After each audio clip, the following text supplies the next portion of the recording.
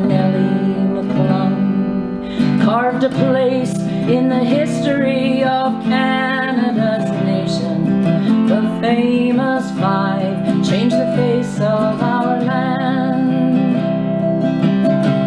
They were born in a time that seemed so benign, when ladies were seen but not heard, fair of face and in their place, when meekness was mostly preferred.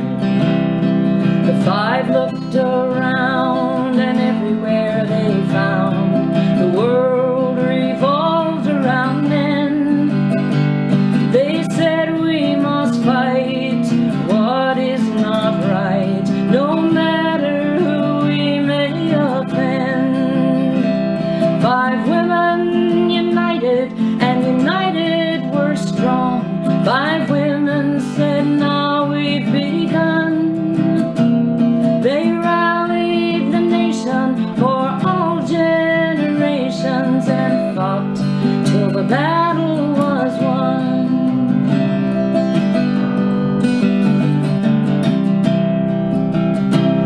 Women wanted a voice and a say in the choice of the matters affecting our land. They didn't believe they shouldn't achieve every right freely given to men. So arm in arm from the cities and farms, their voices joined and were heard. Hand in hand, the women of this land fought the fights, won the rights they deserved.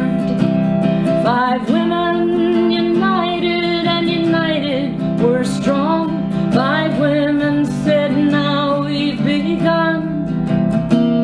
They rallied the nation for all generations and fought till the battle was won. And fought till the battle was won. Emily Murphy, Henrietta Edwards, Louise McKinney, Irene Harleby, and Nellie McClung. Heroes of Mine, the famous five. That, of course, was Carolyn Harley singing her ballad of the Famous Five. She also wrote, of course, The Spirit of the Famous Five, and we hope all of you were singing along and drew inspiration from these two wonderful songs. So thank you all for coming today. Welcome, bienvenue. It's another Famous Five Friday, a day when women have more power and see more opportunities. We really appreciate you making time to come today. And a special thanks to many of you, most of you, who have purchased a season's pass. Thank you. And they are still available as we go through the year. So please get your season's pass. Our thanks also, of course, to our ongoing sponsors, to Enbridge, to Suncor, to the University of Calgary's faculties of business and social work, and to Uniglobe Travel. We expect some others to be joining us, and if you know who would like to be a sponsor, please let us know. Our Indigenous sisters have been leaders for tens of thousands of years. And by taking a moment to have this land acknowledgement, we are taking a step towards realizing the authentic history of North America, or the more complete history of North America, as well as taking a step towards reconciliation, particularly here in Canada. Of course, we are all treaty people and have a role to play in the reconciliation. We're very glad that today, all this month, in fact, is Black History Month. And so we're paying tribute to Harriet Tubman, who brought many slaves from the United States to Canada. And because she spent some time in Canada, I've given her a little Canadian flag pin and consider her an honorary Canadian. It's now time for us to meet our extraordinary panelists, two amazing women who are going to be very inspiring to all of us. I'm very grateful that the introduction today is being done by our wonderful chair of the board of the Famous Five Foundation, that's Preeta Kalar. She helps in so many ways, as do the other members of the board. And today, when Preeta, or a couple of days ago, when Preeta was asked to do the introduction, she said, I want to go and do it in front of the Women or Persons Monument. So you will see her there. And when she's not doing Famous Five business, Preeta is the director of marketing for a major international company based just south of Calgary called Sprung Structures. So thank you again for coming today. I'll be back a little later. And now, Preeta, thank you for doing this intro. Over to you. Hello, my name is Preeta Kalar. I'm chair of the Famous Five Foundation. Today, I join you from the Women's and Persons statue of the Famous Five in Calgary's Olympic Plaza. In 2020, we started the virtual Pink Teas, where this enables us to gather and remember the accomplishments of the Famous Five. Then, we're able to reflect on examples of female leadership, then discuss and take action of how we can make an impact with our community. Today, I'm really proud to introduce two examples of female leadership. Sharon Hapton is the founder of Soup Sisters and Broth Brothers, who have served over 3 million cups of soup to Canadians and some Americans. Soup Sisters have served over 5,000 pounds of soup every month to 40 frontline agencies across Canada. Thank you, Sharon, for all of your accomplishments and sharing your story here with us today. Today is actually 1 month away from March 3rd's Soup It Forward, so can't wait to hear the details about that. Later this year, Shari will return to the virtual Pink Teas and share with us how more women can be more active and express their informed point of view everywhere, anytime. Can't wait to hear more from these two fabulous women. I'm going to grab a bowl of soup and warm up and listen to the conversation. Thank you so much, and over to you.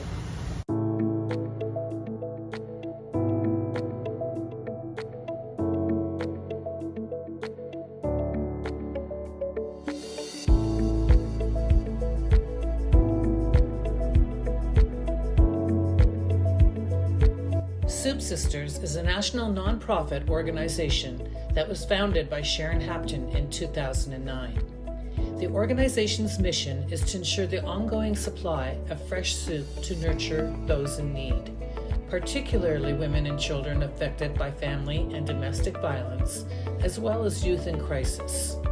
According to the Canadian Institute of Health Research, almost 13% of 17 million households experience some level of food insecurity. This household food insecurity affects 1 in 6 children across Canada. Even before COVID-19, nearly 4.5 million Canadians experience food insecurity every day. Since 2009, Soup Sisters had grown to 27 cities across Canada. Each location held soup-making events run by local volunteers in their own community. The simplicity of Sharon's vision was to give people a way back to their community by doing something tangible, getting into the kitchen, spending a night with friends, rolling up their sleeves, and creating something heartwarming, heartfelt, and with it a message of support to families in crisis. Since the onset of COVID-19 in March 2020, Soup Sisters has evolved into becoming Canada's first soup bank. Each month, with the generous support of Versicle Trucking, we are able to deliver freshly made, flash frozen, healthy and nutritious soup to over 40 agencies nationwide and growing.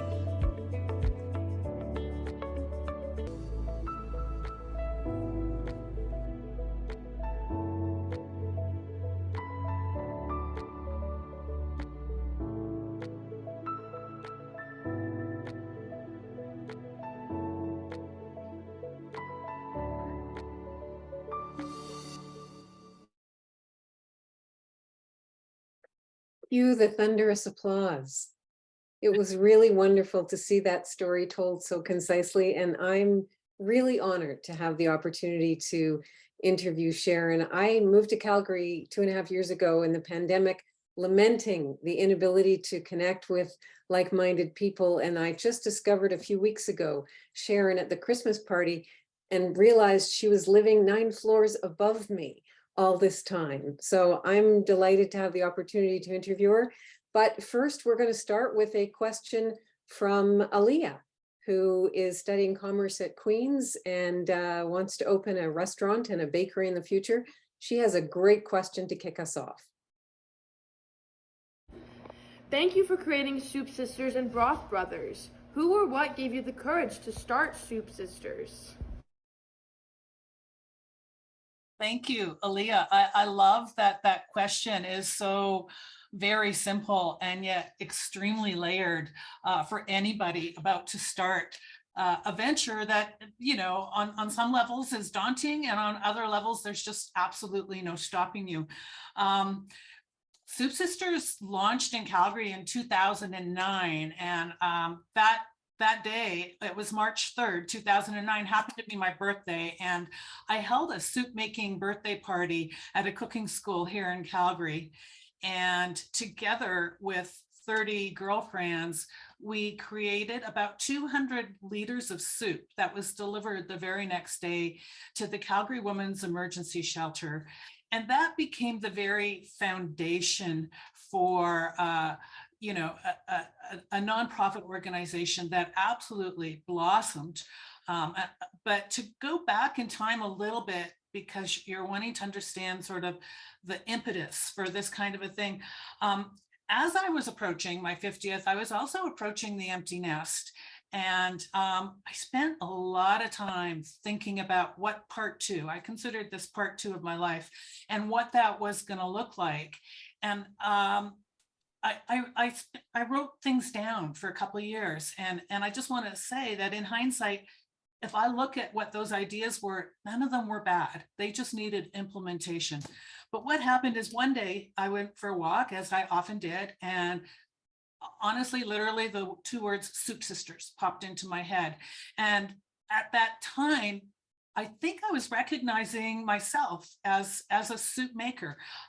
Something I had done practically my entire adult life is deliver soup to family and friends at their time of need, quite often unannounced. They were like, what are you doing here? Here's your soup. I knew it had the power to change their day, and the gesture was very meaningful on so many levels. So all of this is a little bit in the background of, you know, turning 50, you know, the big 50.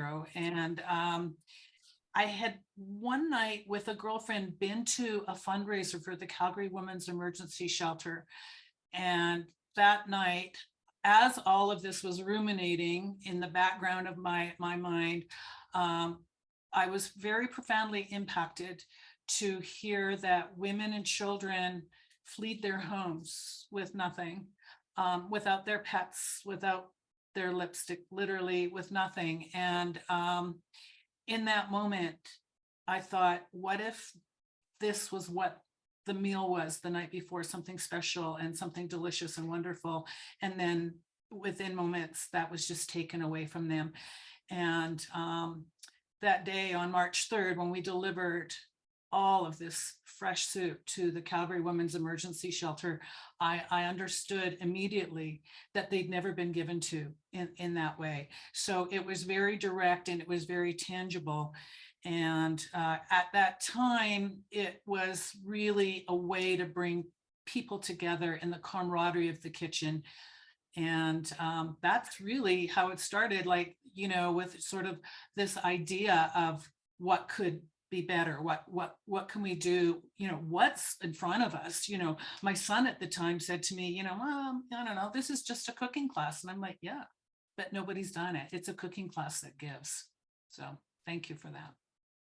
I loved hearing details from that story, Sharon. And one of the things I also love is the logo that includes hug in a bowl.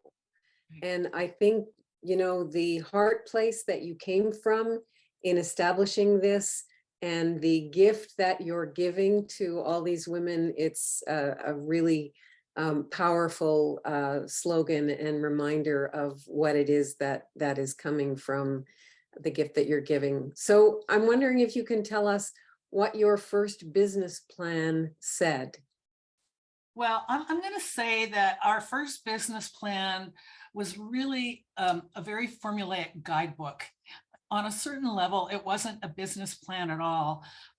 It became so popular so quickly that I just, left out part A, big business plan. And what I had in place was a guidebook that very clearly outlined every step of the social enterprise, from mission and vision to each and every detail of event operations.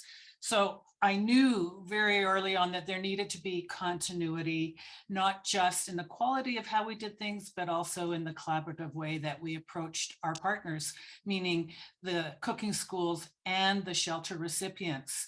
So interestingly enough, on March 3rd, 2010, exactly a year later, it's my birthday again, and this was a little serendipitous, but we launched in Toronto.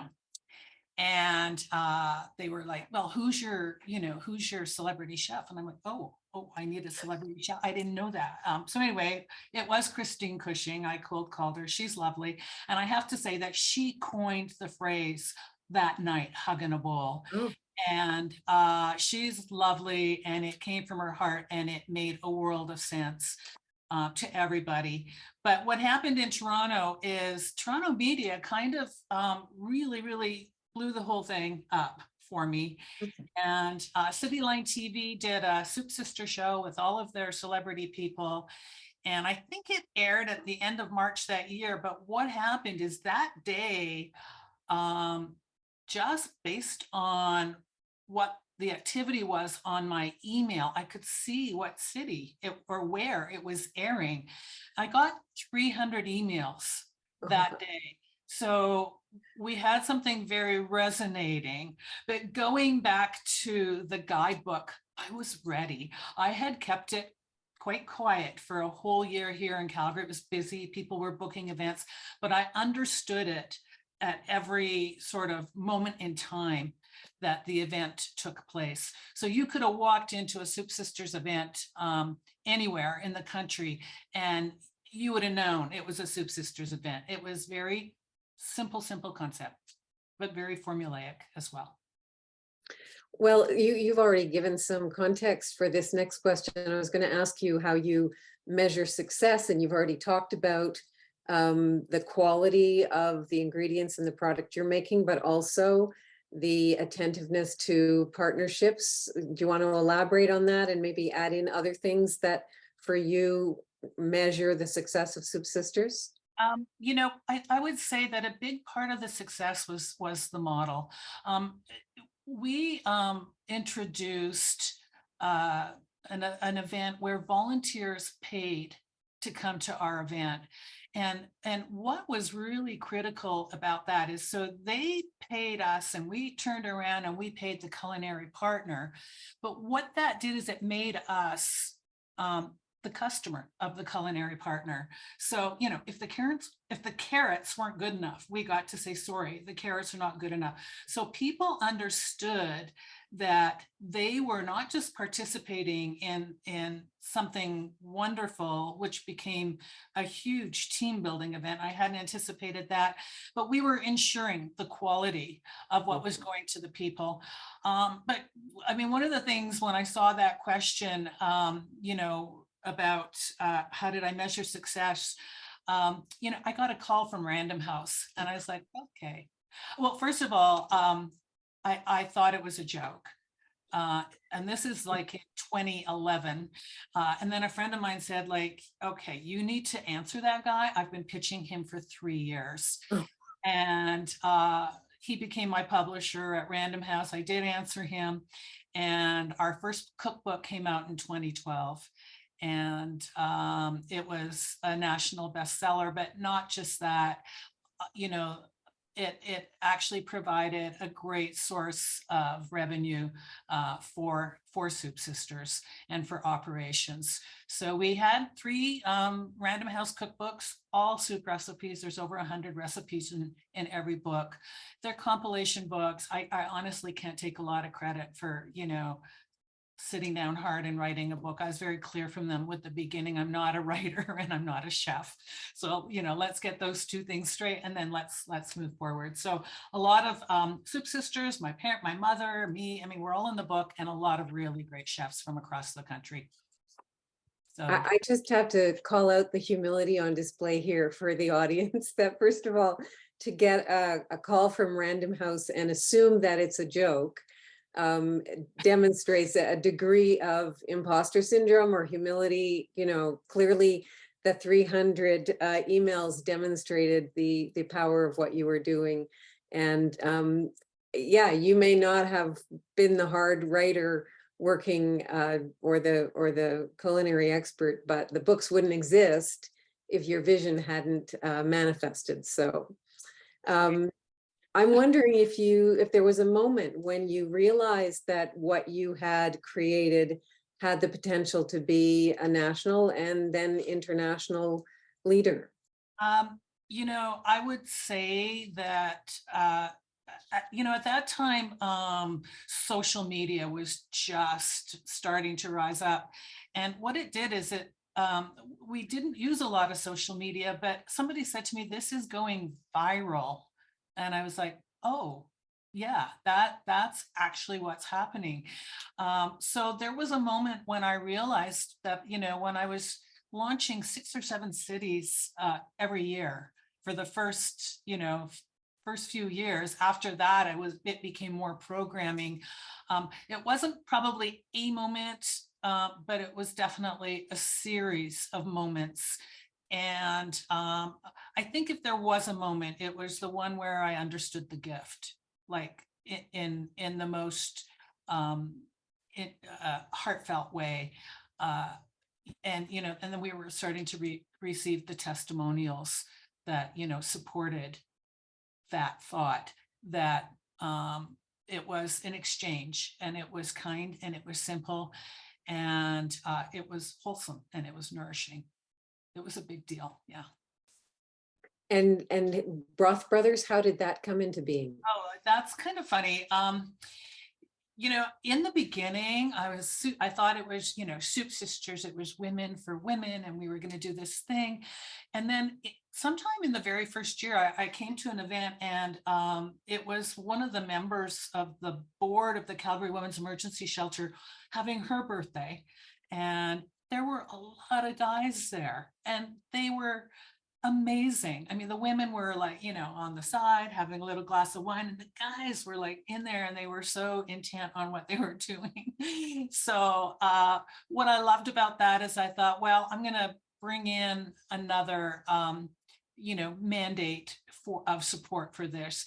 And at that point, I reached out to the Doorway in Calgary, and we began supporting youth in crisis as well. So kids 16 to 24 who were transitioning from street culture into mainstream society. For me, yet another place where that bowl of soup had huge meaning to them. And Broth Brothers was really just something to call the guys that were coming to all of the events, really just to give them a name. Yeah. Well, as somebody married to a man who now takes up at least half the space in the kitchen, I think it's a great trend to encourage. And in terms of those who benefit from the incredible work that you're doing, you told me a story last night that I found so moving.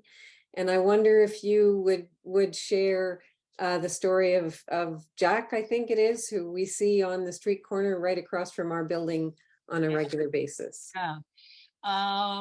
Jack is a friend, and he lives outdoors. And I would see him from my window every day at the same bench reading all day long. He's a voracious reader. And I'd go visit him once in a while. I'd offer him, you know, some money, a book, you know, we'd talk, a little bit of exchange. And then, you know, one day I said to him, and I was usually on my way out for a walk, but I said to him, you know, Jack, I do this soup thing. And that's how I put it. And he lit up and he said, soup is better than money.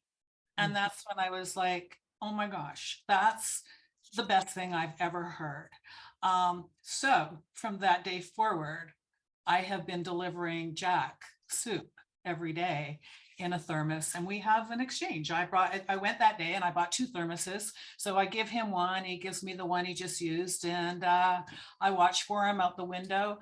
I know that during a really big cold snap last year, I know he was coming to the bench just for me, and I would like panic trying to get dressed and, you know, get outside and get the soup heated up. But I now know his habits. Like he'll read on the bench up to about -15. That's when he wants the soup. If it's nicer than, you know, like today is +5, he doesn't want soup today. He only wants it on the really cold days. Minestrone is his favorite. The Soup Sisters minestrone is his favorite. So I love that because he's also a gauge for me. But more importantly, it's the exchange that I have with such a kind, you know, interesting person who reads 200 books a year, and he's wonderful.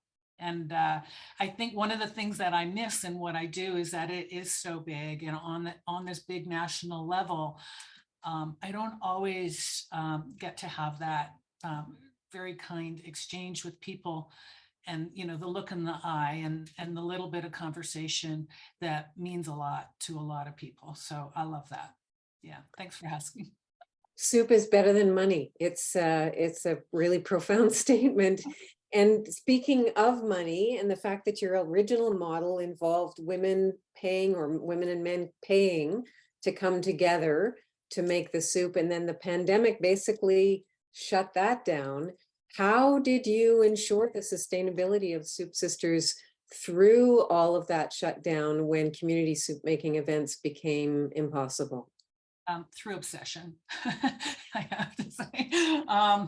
Yeah, that was tough. So, you know, March 11th, 2020 was the very last Soup Sisters event at the pandemic was here.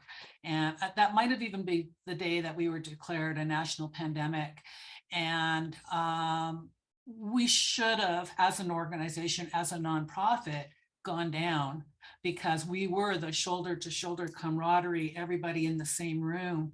I had a relationship with a commercial food production company, and I phoned them and I'm like, can you produce the soup? They did have a couple of my recipes.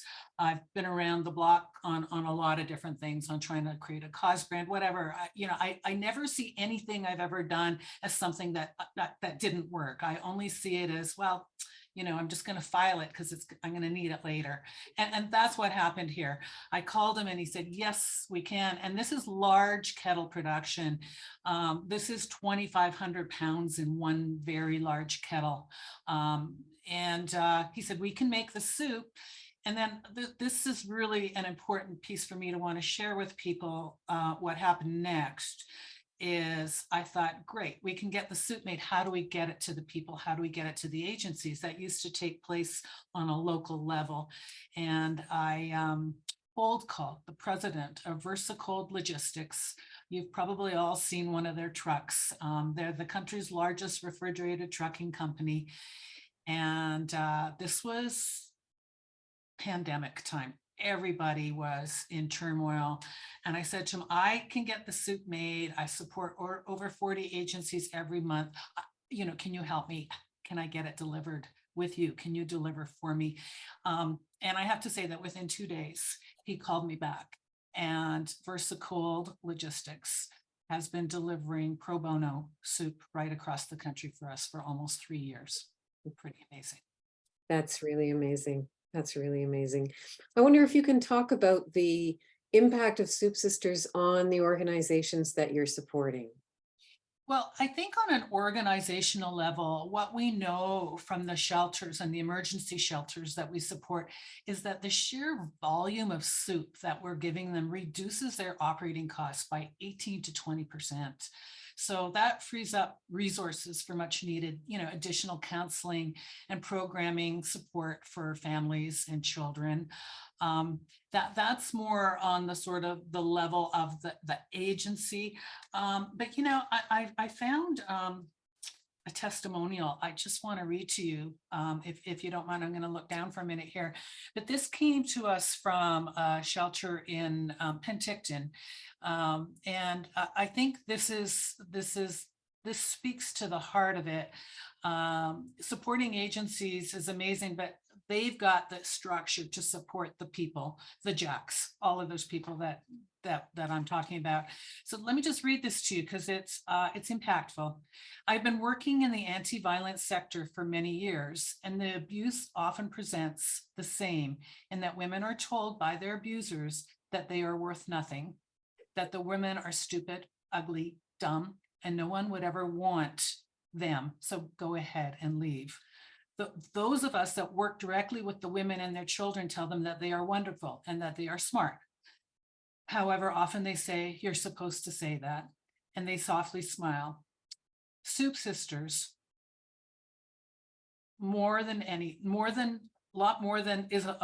Soup Sisters is a lot more than making soup. Not only are the individuals, organizations, businesses paying to make soup, chopping and making the soup, writing the personalized labels, they are sending a very clear message that we love to share with the women and children. We can hand them the soup and say with confidence that the abuser is wrong, that in fact there are many individuals and community members that think, worry about them, and wish them the very best.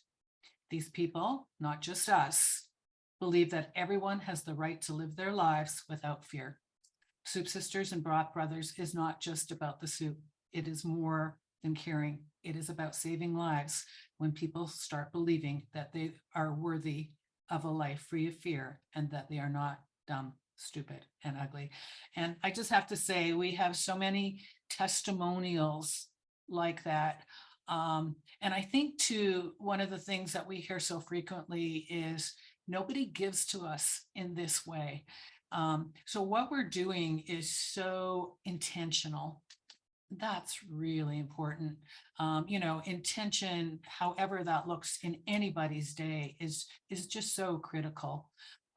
So now we're making this delicious soup and feeding people in massive amounts through a soup bank, but they're receiving something that is heat and serve. So that's important. That's important. We're helping people who, on some of them just can't get up in the morning, never mind work out what they have to make for dinner for their families. So our soup is delicious. It's low sodium. It's made, with a certified master chef from Calgary, Chef Michael Allemeyer. It's important. It's a big deal. It's a giant hug in a bowl. Yeah. It is a giant hug in a bowl.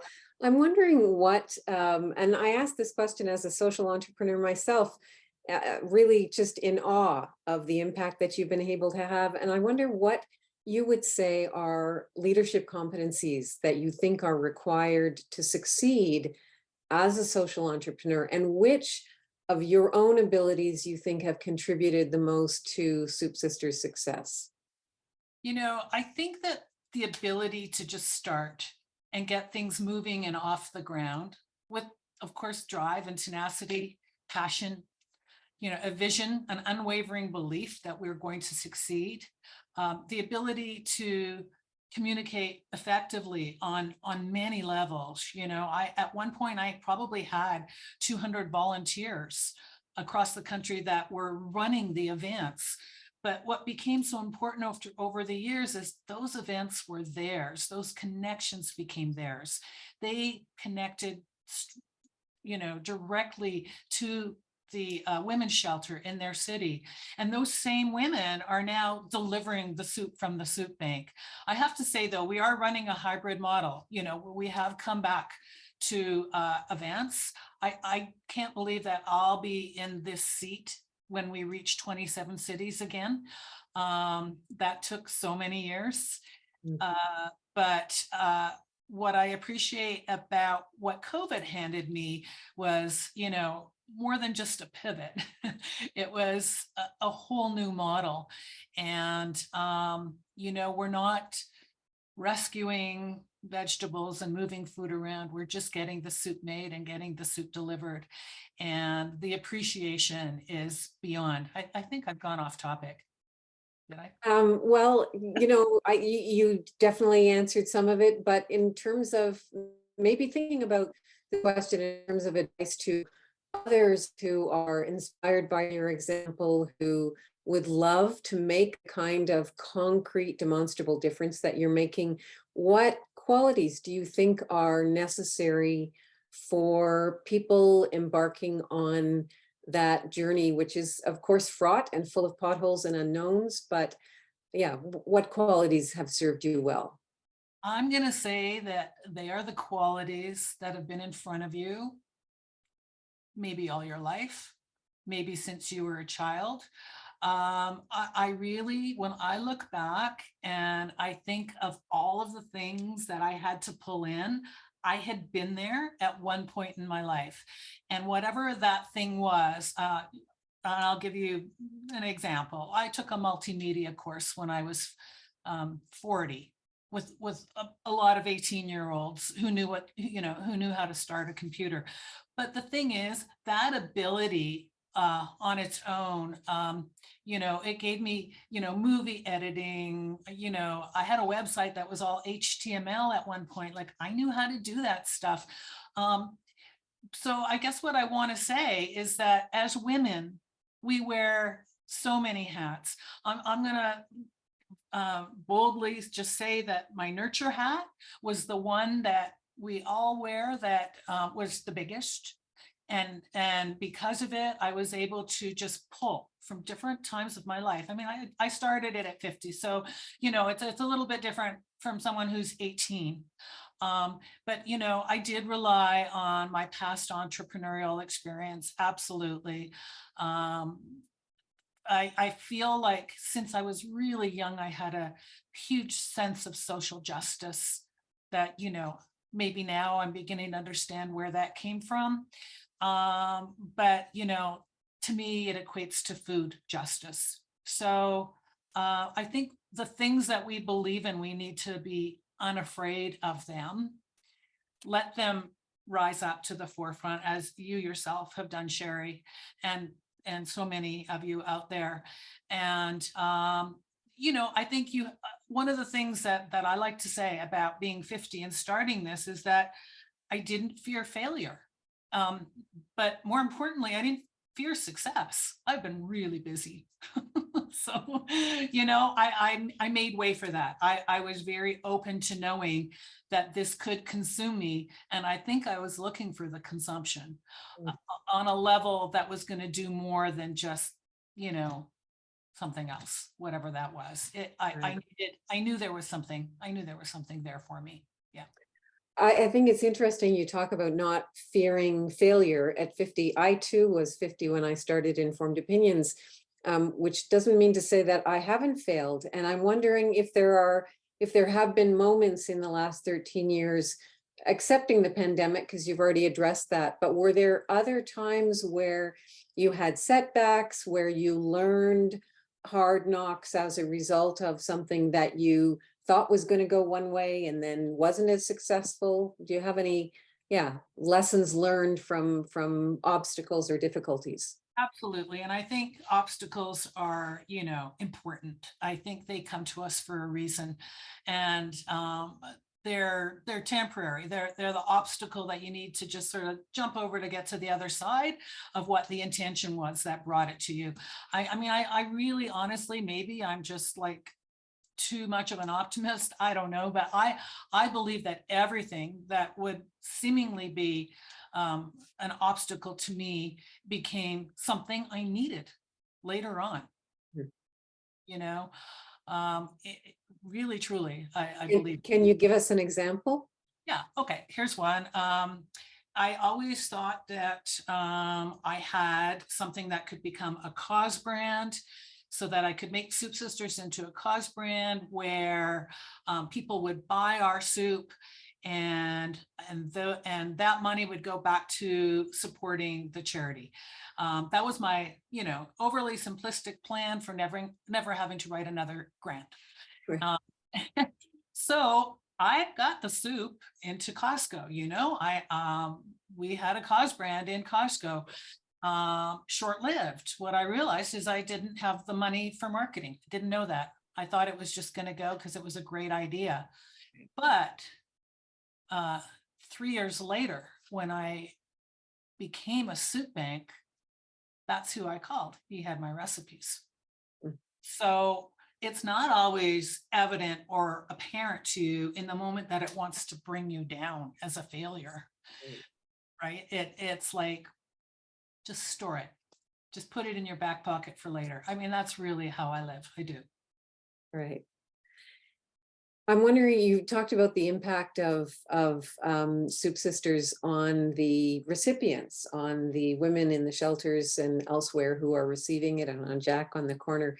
I'm wondering if you can talk about the impact of on the volunteers who have been making the soup. What has been their experience? How have they talked about it? So we kind of always had volunteers on two levels. Like when we were operating in events in all the cities, I had my core team of volunteers, and they were sort of the background, the people that made it run, that made it happen. But there has been probably over 100,000 people who came to an event as a Soup Sisters, a broth brother. And I hope I'm talking to some today, but that event they might still be talking about. There was something so magical about doing. Not just talking or thinking, but actual doing. One of the things that we did right from the very beginning, the very first event, I realized there was about a 20-minute zone where the soup was simmering. And I was like, oh, what do we do? The soup is simmering. So, right away in my head, the idea came that we should handwrite the labels for the ingredients for the soup. Oh. And so every container that went to a shelter, if it was chicken noodle, it had all the ingredients and a message, from the people who made it. And that sometimes was just made with love. And I know that a little boy in Ottawa took that very literally, as he should have, and said, look, mommy, this soup was made with love. So I think people just had a great time doing this. It was just the perfect blend of socializing, philanthropy, partnership. It really was, and continues to be. I mean, it's like I say, we're operating hybrid. I know who wants the 1 liter containers, which is mostly youth agencies. And then I know who wants the soup from the soup bank, which is in a 4-pound family size bag.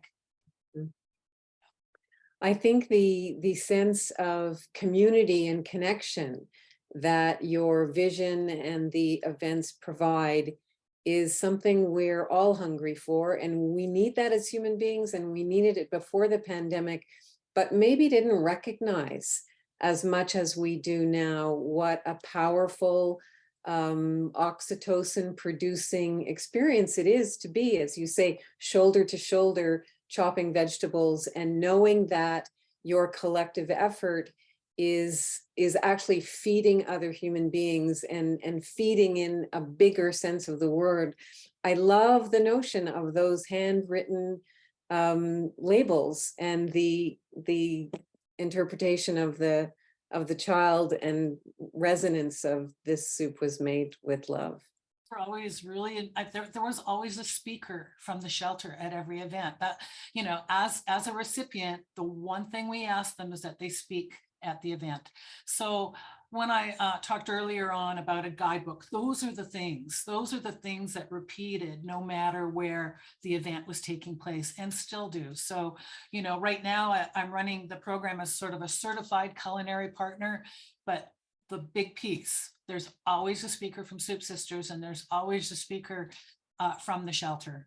And it's great for them because not that often do a lot of these agencies have that opportunity to get out into a personal group where, you know, they can talk about the important work that they're doing and share the value of this gift that the people are about to make. Yeah. When you talked about the volunteers that you had across the country managing these events, were those volunteers from the shelters or the shelters boards of directors? Like, where did you recruit those women for, or those people from, and how did you manage volunteers across the country? Oh, that just was so incredible how that unraveled. I never once knocked on the door of any city and said, any volunteers here? They all heard about Soup Sisters and they came to us, and whatever it meant to them to understand the value of what we were doing, they wanted to be a part of it. So again, I worked with them for 2 or 3 months pre the big launch in their city. I went to every single launch. I think sometimes I just sat in the corner and I thought, what? Like, you know, like I was actually dumbfounded by what was taking place and how happy the people were making the soup. This is an imprint in my mind for sure. So they came to me. I got the email and away we went. Yeah. Yeah. You know, until I knew we were having this conversation, I did not know there was a National Soup It Forward Day. Right. And I'm wondering if you could talk about that, because yeah, other people might be in the same. I know it was part of the quiz. I could not have answered the quiz. So tell us about Soup It Forward Day. Soup Sisters implemented Soup It Forward Day, National Soup It Forward Day in 2018. It's every year on March 3rd, you know, my birthday, my lucky numbers. So every year, instead of thinking about cake and candles, I'm thinking about what can I be doing today for National Soup It Forward Day. Last year in Calgary, we took it was COVID, but we took a food truck and we pulled up to a low-income school for 800 kids, and they had a chicken noodle day. They loved it. This year, we're going to go into a food truck again with soup in partnership with the Homeless Foundation. But on a national level, it's very simple what it is. The encouragement is make soup it forward. So it doesn't matter. It can be upstairs to your son who has a cold, your neighbor across the street, or a stranger. It's a day about simple kindness. And it's interesting how, again, I see it flourishing. Like I see the posting on social media on March 3rd, National Soup It Forward Day, because people want to do these little things that mean a lot.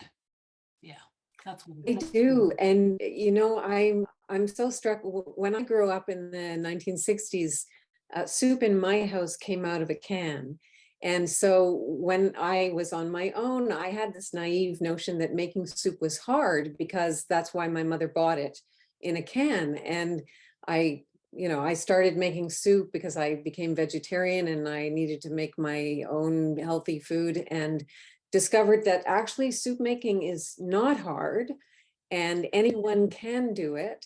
And so the inspiration that you are providing to encourage people to get in their kitchen, chop those vegetables, you know, buy stock if you don't have the time to make it, and share it with neighbors or friends or family members.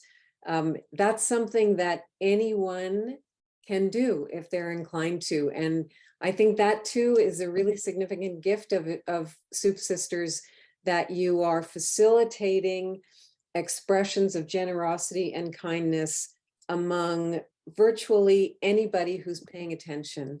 And that's a profound contribution. Shari.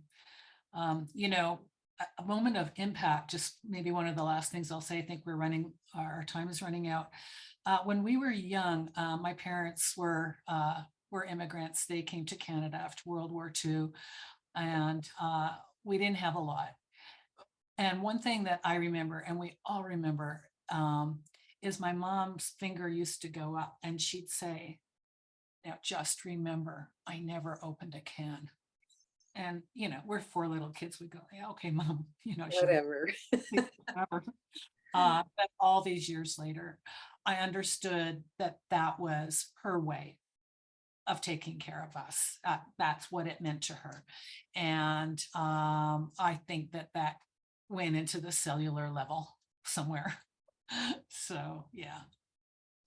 Well, I understand we are coming to the end of our time, and I just want to say that yesterday when we met, so I could get my teacup, and you gifted me soup. That was intended for Jack, but as you mentioned, it's warm in Calgary today, so he didn't need it. And I want to thank you from the bottom of my heart, not just for being my new neighbor and friend, but for really a profoundly inspirational story and the journey that you've been on and continue to be on, and the contributions that you and the Soup Sisters across the country are making to untold numbers of Canadians. Thank you so much. Gary, and thank you, Famous Five, for this really beautiful opportunity today to talk about soup. It's my favorite topic. So anyway, thank you so much. Well, I'm thrilled that we were able to bring 2 remarkable proteges of the Famous Five together today. And Sharon, Shari has already said what an extraordinary contribution you have made to Canada. The fact that you started with something simple, but it has so many levels, and it gives us such good ideas about how we might do something, was very meaningful. I found myself tearing up at a few times at your story too, Sharon. It's a fantastic achievement. And so I invite everybody now to raise their cup of tea or water or coffee in a toast to Sharon in establishing Soup Sisters and feeding so much of Canada. Thank you, Sharon. L'chaim. Yeah. And I'm sorry, I only knew about one of your cookbooks. And as I mentioned to you, I gave my copy to a friend and I don't have another. So clearly I'm going to go out and get some more copies. Yes, because it's not only the recipes that I'm interested in, it's the stories and the how-to. And what an excellent role model you are and communicator in terms of giving us the tools to do something. And you said, just start. I agree, just start. But clearly you had the ability to look at this on a number of levels and see how best to grow. So folks, please remember March the 3rd to soup it forward and think of Sharon and wish her, of course, a happy birthday too. And Shari, it was wonderful how you masterfully conducted this interview. It's a little different from what you normally do because normally you're the interviewee. And as Preeta mentioned, we're so pleased that you are going to be our special guest on Friday, October 13th. You didn't balk when you knew the date. You said, nope, I'm happy to come. And that will also be a wonderful way to build on Sharon's advice for today and the advice that we're going to get from some others, because you not only talk the talk, Shari, you walk the walk. And so I'm very appreciative of your help today. And I raised my teacup in a toast of appreciation to Shari Graydon. Thank you. My pleasure. Also today, we met 2 other wonderful role models. Aaliyah, as Shari mentioned, is a student at Queen's University, and we thank her for her profound question that launched the conversation for us and wish her continued good luck. And I'm so glad all of you were able to meet Preeta Kalar, who is the chair of the Famous Five Foundation and a mother of 3, so also a maker of soups. So if we might have a toast to Aaliyah and to Preeta in thanks for how they too are helping to make women and men better Canadians. Thank you.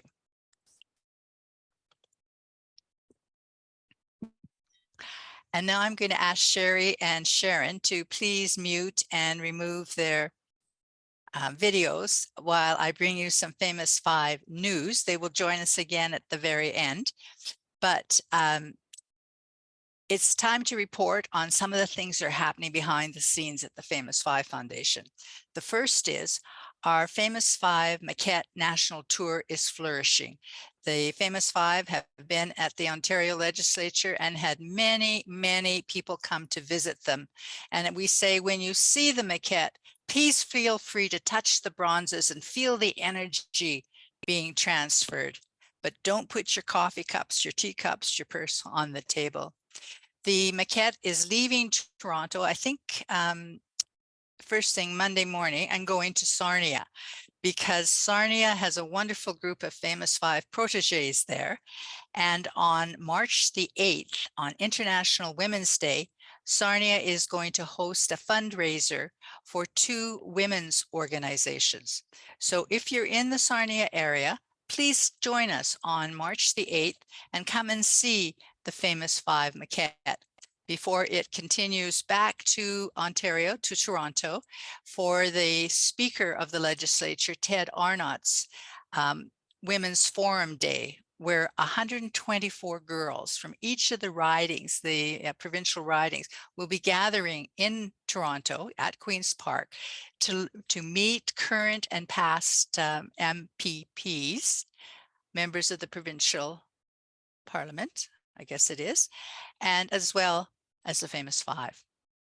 And we're very grateful to the four women who have who funded this tour. They are Lisa Poole, Clarice Stevens, Nancy Ruth, and Chris Matthews. And we're looking for one more woman to help us with this adventure across Canada. Our next virtual pink tea will happen on a Thursday, March the 2nd, just the day before Soup It Forward. And we're thrilled to announce that Adrienne Arsenault, the host of the National on CBC and CBC's chief correspondent, will be joining us and talking about the courage to report, to go to dangerous areas, to report authentically as to what is happening, and other issues as well. She will be joined in conversation by BNN's, Bloomberg's Tara Weber. So that should be a fascinating conversation about the courage to report, an analysis of the media. Coming along also for virtual pink teas will be a discussion about why do Canadian girls and women have to pay for their menstrual products? And this payment, the charge, amounts to approximately $5,000 in a lifetime. Shouldn't these products be provided free, at least in schools and in certain organizations? So that will happen on May the 5th. We're also going to look at anti-Semitism. We're going to look at business. We may even look at music. So again, please join us for these fascinating virtual pink teas. And now I would like to call back Shari and Sharon for us to say the final goodbye and also to take a toast to each and every one of us, because we are leaders too. And so I would like you to put your shoulders back, to take a deep breath in and out. And I'm going to count down from 5. And I hope you will then raise your teacup or your mug and say in a strong, clear voice, to me, I'm a leader too, because you are a leader. You are a leader to lots of people, to more people than you realize. So shoulders back, deep breath. 5, 4, 3, 2, 1. To me, I'm a leader too.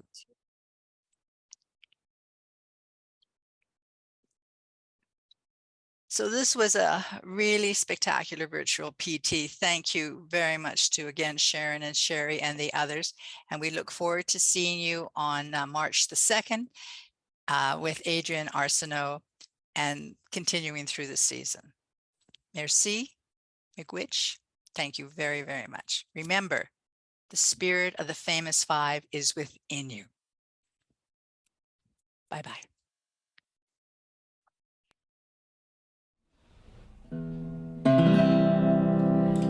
Emily Murphy, Henrietta Murray.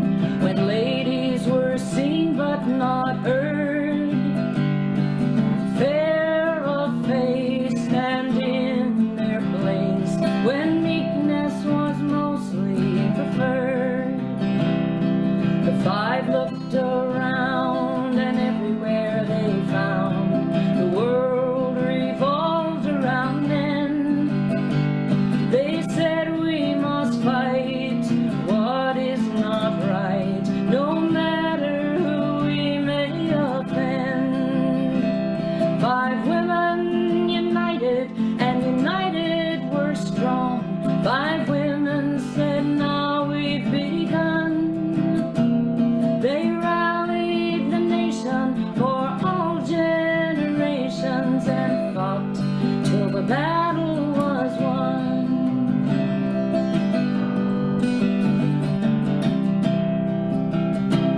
Women wanted a voice and a say in the choice of the matters affecting our land. They didn't believe they shouldn't achieve every right freely given to men. So arm in arm from the cities and farms, their voices joined and were heard. Hand in hand, the women of this land fought the fights, won the rights they deserved. 5 women united, and united we're strong. 5 women said, now we've begun. They rallied the nation for all generations and fought till the battle was won. And fought till the battle was won. Emily Murphy, Henrietta Muir Edwards, Louise McKinney, Irene Harleby, and Nellie McClung. Heroes of mine, the famous 5.